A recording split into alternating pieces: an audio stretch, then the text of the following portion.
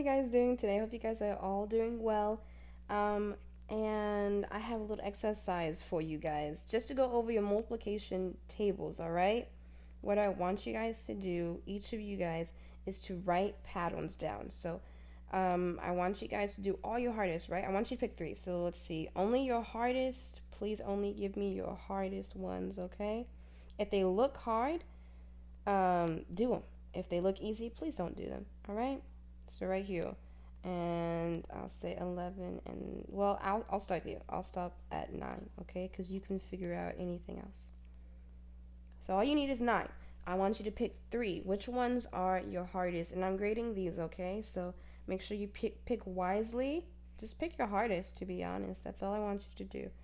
So pick 3. So I'm gonna choose right here. I'm gonna choose easy ones: 2, 4, and 5. Okay, those are the ones I'm gonna choose. You guys choose 3. Okay, and you can't choose the exact same 3 that I just did. Okay, I want you guys to do this. Okay, I want you guys to do 2 times 1 equals 2, right? And I'm gonna put this in different colors because we're just going over our multiplication facts real quick, okay, without actually drawing them out, doing anything like that. I just want you guys to find the pattern, okay? It looks really cool. Times, oh, that's really pink. All right, my bad. I don't know how it got that pink. Equals what? 4, right? 2 times 3 equals what? 6. 2 times what? So what's next? Oh, I just put a...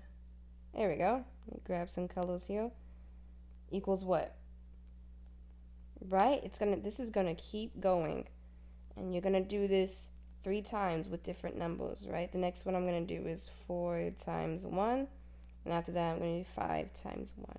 And when you get done with all of that, right? I want you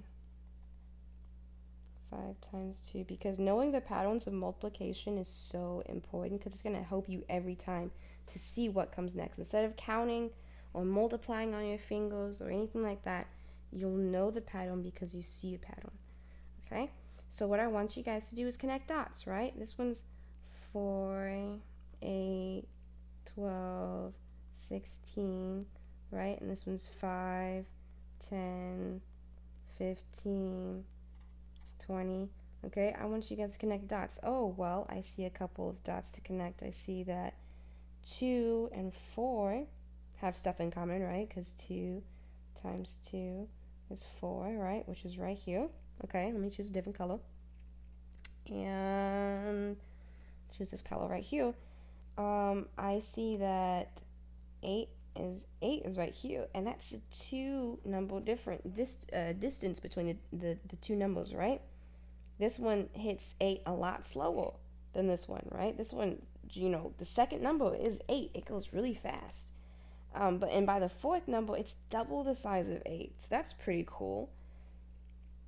What's another thing do you see?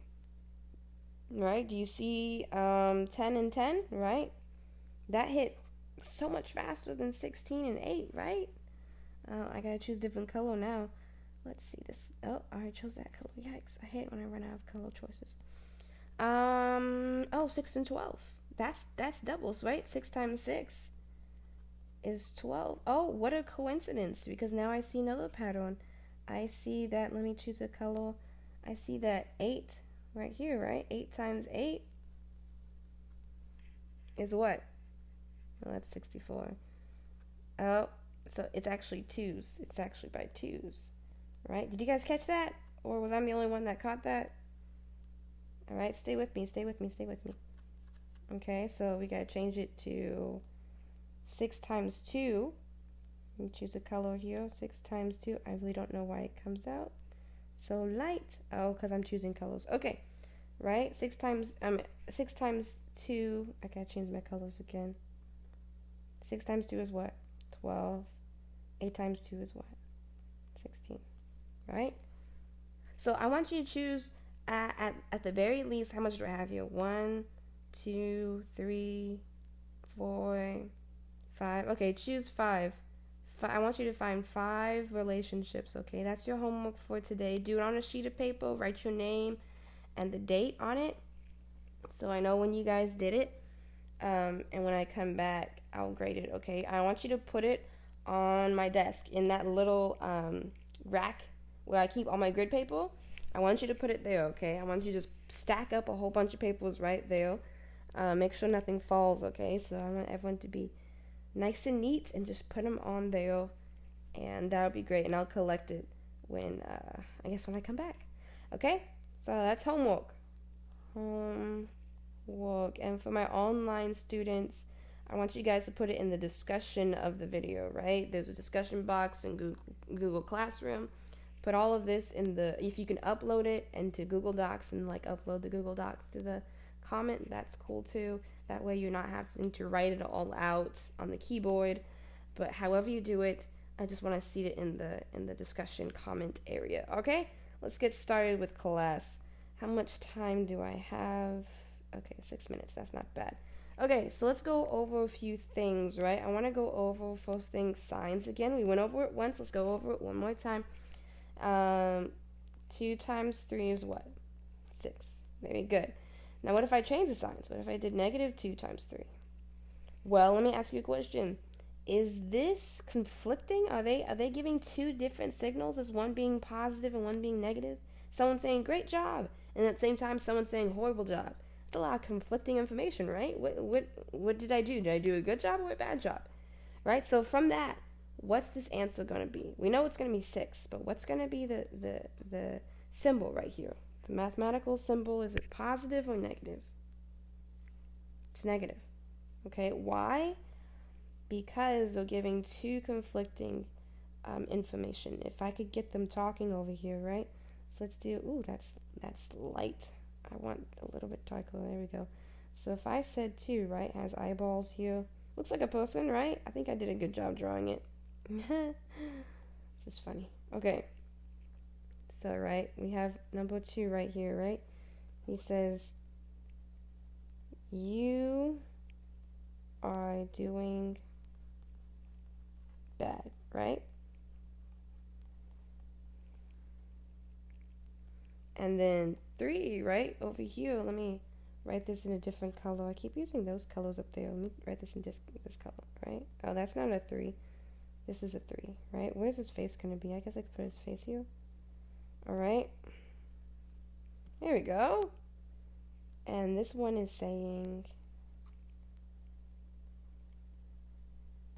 you are doing great. Right? And so you're adding these 2 together. They're supposed to come together. I guess we're multiplying them, so let me not write that. We're multiplying, there we go. We're multiplying them together, right? They're like parents, right? Mom and dad, right? One saying no, one saying yes. What do? I need you guys to come to agreement so I can figure out if I can do this or not. So one saying yes and one saying no. So, therefore, the answer is negative because there's too much mixed signals, nothing's going on. I gotta figure out an answer. I can't figure it out. It's too much conflict, right?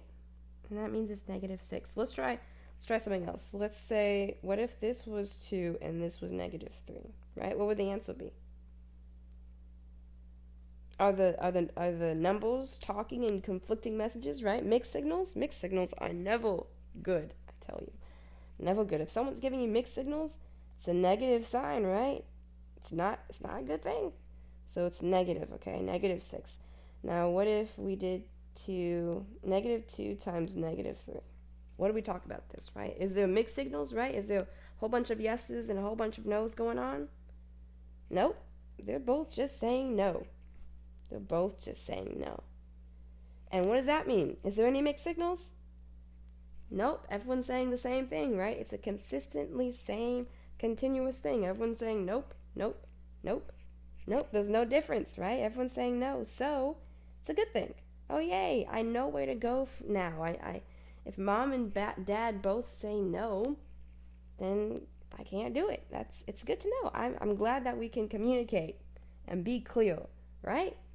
Okay, so I'm going to give you guys some numbers. Let's see if we can do it real fast, right? 4 times 2 is what? 8. Negative 4 times 3, what? Negative 12. Negative 6 times 3, 18. 4 times negative 1, negative 4. Negative 6 times negative 6. Well, 6 times 6 is 36. Are there any conflicting messages? Everyone's saying no, so that means it's a positive. All right, how do we do? If you didn't know exactly what's going on, rewind the video, watch this over again. Or if you still have problems with it after, message me on Ignitia, or get in contact with me, and I will walk you through it, okay? No child left behind. I got you. That's what I'm here for, okay? I got you. So it's a little test right here. If you didn't do well, go back, watch this video, talk to me, okay? Let's dive into multiplying decimals, right? We talked about decimals. Let me see how much time I got. Okay, we still got a good amount of time. Oops, didn't mean to go back. Oh my. All right. So let's talk about multiplying decimals and whole numbers, or decimals in general. You guys know how to multiply, right? If I gave you 5,467 times 62, you guys know how to do that. I'm pretty sure you would be fine, right? You got it. Let me spell that. You got it. I have all the faith in the world in you guys. You guys can do anything. So smart. You guys are so smart. I'm not worried about this, right? But if I introduce you to this, right? 5,000, let's just make this a little bit smaller. Okay, 54, right? Times 1.1. Now, I know you guys can do this too, but just in case you don't believe, then let's go through it, okay? So what's 4 times 1, right? We're doing this first. 4. What's 1 times 5? 5. All right, cool. We're going to put a little imaginary 0 there, right? You guys know what I do already. Put the little 0 there. And we're going to keep counting. But I want to make sure that y'all know that I changed colors because we're on a different number, right? Just want to clarify that right there. Okay, so 1.1 still. Just want different color coded, okay? So 4 times 1, 4, very good. I need to stop doing that. 4. 1 times 5 is what? 5. Okay, cool. So now that we got all these numbers, we're going to add them. And this looks confusing. Let me change that. That's nothing right there. That's nothing. Sorry. My bad. Okay, so now we're going to add, right? So 4 times 0 is 4. 4 plus 0, my bad, is 4. 5 plus 4 is 9. And what is, it's just 5, right? So we're going to drop that down, say 5. Now the cool thing is this 1.1. There's a point right there, which is so interesting, right? So cool. So what if I said that 1.1 was originally 11, right? And you're like, what? It shapeshifted? Yes, it did. Numbers change. Mathematics is not concrete all the time. It's creative, right? It's fun. It's a whole bunch of things. I can't find my colors. Why can't I find my colors? Oh, it's right here. Okay, cool. A little concerned. Okay, let's do purple. This is fun. Okay, cool. So it was originally, wow. Do you guys see that? Okay. I'm pretty sure I just saw a star pop up. It's just my imagination. All right. So it was originally 11. And usually there's like a weird little dot over here by 11, but because it's so far to the right, we really don't say it. We just say, oh, it's 11, right? But there's an imaginary dot right there, okay? So what we do is now we're going to move this imaginary dot over 1, right? We're going to say, oh, it moved once. And that's how it got here, right? That's how that happened. It didn't just appear out of nowhere, right? It was once 11, and then we moved that decimal point, and now it turned into 1.1. So because we moved that decimal point once, right? And there's no other decimal points. Like there's an imaginary one right here. imaginary, well, I guess that's not really a number yet, so I guess we can't calculate that. But there's an imaginary number right here. But it's 54, right? It's still 54, so we can just take it away. It means the same thing whether it's there or not. But this one was moved. It was moved once, right? Because it was originally 11. But then it shifted. It shape-shifted because we moved that decimal over 1. So now we got to do the exact same thing. We can't just ignore the fact that it was 11 and it shape-shifted. So now we got to do the same thing. We got to acknowledge that it shape-shifted, right? This is the imaginary number. The imaginary decimal point. And we got to move it over 1. So now the number is 59.4. Right? I know you guys got this.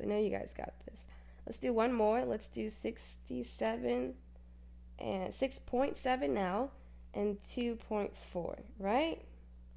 We're going to multiply, right? And we're going to do 7 times 4. What is that, right? Well, 7 times 3 is 21, right? And then 7 times 4 must be 28, right? Just want to make sure we're going to move that number. 4 times 6 is what? Now that 6 times 3 is 18, right? 6, 12, 18. Plus 6 plus, so 6 times 4, 18. 6 times 3 is 18. 6 times 4 is what? 24. Plus 2, 26. All right, don't let me trip you up when I'm fumbling, okay? You guys catch me.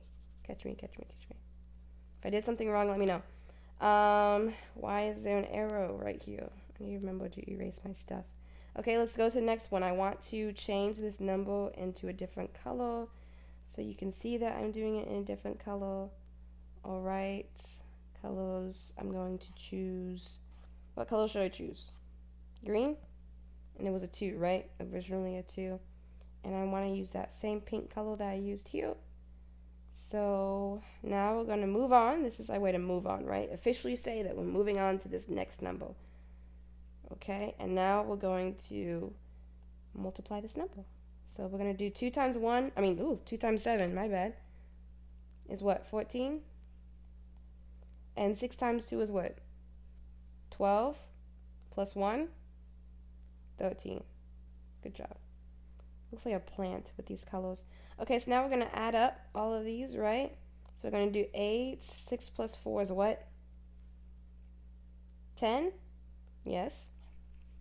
2 plus 3 is what? 5 plus 1, 6. We're going to move down the 1. There's nothing here. So it's just a 1. So now it's 1,608, right? But we're missing these points. We got to take into account that they shape-shifted, right? So 66.7, my bad, was originally what? I think I gave you guys the answer, but 6.7 was originally what? 67. All right, and the decimal moved. How many times did I don't want to use that color. How many times did the decimal move? Once. Good job. So we got to do the other one too. It was originally what? 24. And the decimal moved how many times? 1. So now we have to represent that. We have to acknowledge that in what we did here. So if this moved once and this moved once, we're going to add those up. I'm going to say, okay, well, that one moved once and this one moved once. So together, they moved twice. So this is the imaginary number, right? That's how it is originally. That's how it was when we just did it.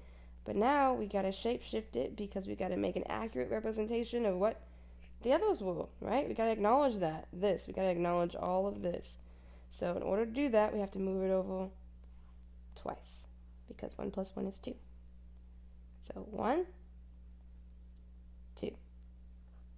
I'm just going to stay right there. So now the new number that has shape-shifted according to the new 6.7 and 2.4, right? Because they originally 67 and 24. So 1,000, actually it's now 1608. That's the new number. Let me check my time. I think you guys got it. Okay, we got a few minutes left. Let's see what we can cover, right? We just reviewing over here. You know how to multiply decimals now. Again, if you don't really get it, you're kind of confused on how the decimals move places and how they're shifting numbers, let me know and I'll help you. That's what I'm here for. I'm your personal tutor and teacher, right? If you need help, let me know. That's what I'm here for. Okay? Real quick, let's talk about something new. Let's talk about multiplying mixed numbers. I want to see, we're talking about shifting numbers, right? How numbers shift. We know that 67 can shift, right? Mathematically, if we move that decimal point over one, right, it can shift into 6.7. That's cool, right? Well, there's another way a number can shift. Let's say, no, I guess I didn't have to do that. Could have just done that. All right, let's say that we have 1 1/3, right? You guys seen this before? 1 1/3. How much pieces of pie that is? That's one whole pizza and 1/3 of a pizza, right? And one is shaded in. Okay, that's that. That's that, right? 1/3 and one. What if I said that we can shift it? We can manipulate this. We can creatively change it to where it's the same thing, but it means something entirely different. What if I told you that? Would you believe me? Of course you would. So what if I said that? There's a little technique, right? We're gonna take 1. Let me write this a little big. 1 and 1/3, right? We're gonna do this in color-coded language, right? We're gonna say, well, 3 times 1. Make this little circle. You guys know about circles, right? We're talking about pies. We're making a circle. Right there. That's our circle. So I'm going to erase this. I only have a little bit of time, so I'm just going to introduce it to you. It's okay if you don't understand. We'll do it again, okay? It's going to be okay. No homework on this. Just, I want to show you something new. I think it's going to be pretty cool. So I'm going to draw a little circle right here because fractions are all about circles and pies and eating pie, right? Food. I got to bring pie to class one day. Anyways, so 1 times 3, right? We're going to do times here. We're just going to go this way. 1 times 3 is what? Well, 3. So I'm going to put 1 times 3 equals 3. Now I'm going to change colors to this cool kind of purplish blue thing. And I'm going to say plus 1, right? So, and it's going to go this, right? I made a little circle here. Let me redo this arrow. Why is these things so big? I gotta do better at resizing my eraser. So what I'm gonna do is this, right? And it's making this beautiful little circle. So 3 times 1 is 3, plus 1 is 4. So now if I could rewrite this, right? Let's say I'm rewriting this. It's gonna be cool, guys. Listen. Real cool, real quick. 3 times 1 is what? 3. Plus 1 is 4. Okay, so that's the top. I guess I should keep this in black. There we go. 4.